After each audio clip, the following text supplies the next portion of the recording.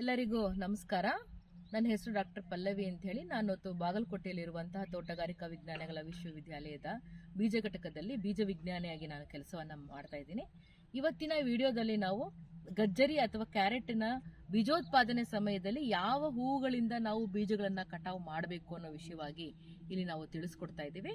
ಕ್ಯಾರೆಟ್ನಲ್ಲಿ ನೀವು ನೋಡಿರ್ಬೋದು, ಹಲವಾರು ಹೂಗಳು ಕ್ಯಾರೆಟ್ ಅಲ್ಲಿ ಒಂದೇ ಗೆಡ್ಡೆಯಿಂದ ಸಾಕಷ್ಟು ಬರುತ್ತೆ. ಅದರಲ್ಲಿ ನಾವು ಮುಖ್ಯವಾಗಿ ನೀವು ಗಮನಿಸಬಹುದು, ಇಲ್ಲಿ ಇದು ಮೊದಲನೇದು, ಅಂದ್ರೆ ಇದು ಮೊದಲನೇದಾಗಿ ಬರುವಂತಹ ಹೂವಾಗಿರುತ್ತೆ. ಇದನ್ನ ನಾವು ಕಿಂಗ್ ಅಂಬೆಲ್ ಅಂತೀವಿ, ಅಥವಾ ನಾವು ರಾಜ ಹೂವು ಅಂತ ಕೂಡ ನಾವು ಇದನ್ನ ಕರಿಬಹುದು. ಇದು ಮುಖ್ಯದ ಮೇನ್ ಸ್ಟೆಮ್, ಏನು ಮುಖ್ಯ ಕಾಂಡ ಇರುತ್ತಲ್ಲ, ಅದರಿಂದ ಬರುವಂತಹ ಹೂವು ಇದಾಗಿರುತ್ತೆ. ಈ ಹೂವಿನಲ್ಲಿ ಸುಮಾರು 70% ಬೀಜಗಳನ್ನ ಕಟ್ಟತ್ತೆ ಇದು. ಅಂದ್ರೆ ಸುಮಾರು ಇದರಲ್ಲಿ 70% ಬೀಜಗಳನ್ನ ನಾವು ಉತ್ತಮ ಗುಣಮಟ್ಟದ ಬೀಜಗಳನ್ನ ನಾವು ಇದರಲ್ಲಿ ಕಟಾವು ಮಾಡಬಹುದು. ತದನಂತರ ಬರುವಂತದ್ದು ನಾವೇನ್ ಹೇಳ್ತೀವಿ, ಕ್ವೀನ್ ಅಂಬೆಲ್ ಅಂತೀವಿ, ಅಥವಾ ನಾವು ರಾಣಿ ಹೂವು ಅಂತ ಕೂಡ ಕರಿಬಹುದು. ನೋಡಿ, ಇದು ರಾಣಿ ಹೂವು ಆಗಿರುತ್ತೆ. ನೋಡಿ, ಇದರಲ್ಲಿ ಮೇನ್ ಸ್ಟೆಮ್ ಇಂದ ಬರುವಂತದ್ದು ಎರಡನೇದು, ಸೆಕೆಂಡರಿ ಫ್ಲವರ್ಸ್ ಅಂತ ಕರಿಬಹುದು, ಅಥವಾ ಕ್ವೀನ್ ಅಂಬೆಲ್ ಅಥವಾ ರಾಣಿ ಹೂವು ಅಂತ ಕರಿತೀವಿ. ಇದು ನೀವು ನೋಡೋದಾದ್ರೆ ಕಿಂಗ್ ಅಂಬೆಲ್ ಅಥವಾ ರಾಜ ಹೂವಿಗಿಂತ ಸ್ವಲ್ಪ ಚಿಕ್ಕದಾಗಿರುತ್ತೆ, ಮತ್ತೆ ತುಂಬಾ ಲೇಟ್ ಆಗೂ ಕೂಡ ಬಿಡುತ್ತೆ. ಸ್ವಲ್ಪ ತಡವಾಗಿ ಹೂವನ್ನ ಹರಳಿಸುತ್ತೆ.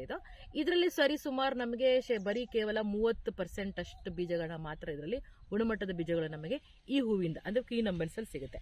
ತದನಂತರ ಬರುವಂತಹ ಟರ್ಷರಿ ಅಂಬೆಲ್ಸ್ ಅಂದ್ರೆ ಮೂರನೇ ಸ್ಟೆಮ್. ನೋಡಿ, ಇವಾಗ ಕ್ವೀನ್ ಅಂಬೆಲ್ ಇದರಲ್ಲಿ ಬರುವಂತ ಕೂಡ ಸಣ್ಣ ಸಣ್ಣ ಚಿಕ್ಕ ಚಿಕ್ಕ ಹೂಗಳು ಬರುತ್ತೆ. ಇದರಲ್ಲಿ ನಮಗೆ ಯಾವುದೇ ರೀತಿಯಾದಂತಹ ಗುಣಮಟ್ಟದ ಬೀಜಗಳು ಬರೋದಿಲ್ಲ. ಇದು ನಮಗೆ ಕೇವಲ ಪರಾಗಸ್ಪರ್ಶಕ್ಕೆ ಬೇಕಾಗಿರುವಂತಹ ಪರಾಗರೇಣುವನ್ನ ಮಾತ್ರ ಕೊಡುವಂತ ಹೂಗಳು. ಇದರಲ್ಲಿ ನಮಗೆ ಗುಣಮಟ್ಟ ಬೀಜಗಳು ಬರೋದಿಲ್ಲ, ಅಥವಾ ಬೀಜಗಳು ಕಟ್ಟಿದ್ರು ಕೂಡ ಅವುಗಳಲ್ಲಿ ನಾವು ಏನಂತೀವಿ, ಮೊಳಕೆ ಪ್ರಮಾಣ ತೀರಾ ಕಡಿಮೆ ಇರುತ್ತೆ, ಆಲ್ಮೋಸ್ಟ್ 0 ಅಂತಾನೆ ಹೇಳ್ಬೋದು. ಸೊ ಹಾಗಾಗಿ ಬೀಜ ಶೇಖರಣೆಗಾರರು ಅಥವಾ ಬೀಜ ಬೆಳೆಗಾರರು ಏನ್ ಮಾಡಬೇಕು ಅಂತ ಹೇಳಿದ್ರೆ, ನಾವು ಕ್ಯಾರೆಟ್ ನಲ್ಲಿ ಬೀಜಗಳನ್ನ ಕಟಾವು ಮಾಡುವಾಗ ಮೊದಲನೇದಾಗಿ ಎಲ್ಲೆಲ್ಲಿ ನಮಗೆ ಈ ರಾಜ ಹೂವು ಅಂತ ಬಂದಿರುತ್ತೆ ಅಥವಾ ಕಿಂಗ್ ಅಂಬೆಲ್ ಅಂತ ಬಂದಿರುತ್ತೆ, ಇದನ್ನ ಮಾತ್ರ ಮೊದಲು ನಾವು ಕಟಾವು ಮಾಡ್ಕೋಬೇಕು.